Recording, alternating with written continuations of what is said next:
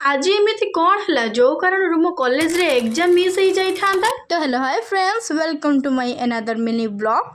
तो आज सकाल सकाल मु भारी पूरा रेडी हो जाइली कॉलेज जावाई, कारण कॉलेज रे मोर एग्जाम थिला।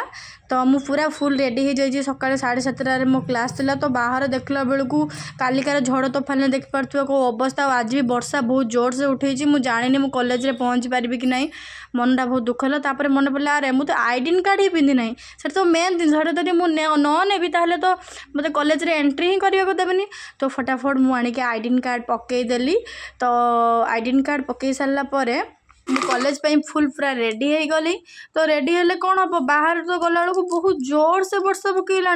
मनटा बहुत जोर से दुख है। पूरा बाहर गला बेलू हावा तूफान बहुत जोर से। तो आज मु कॉलेज जापरि कि नहीं मुझे भी जानी ना।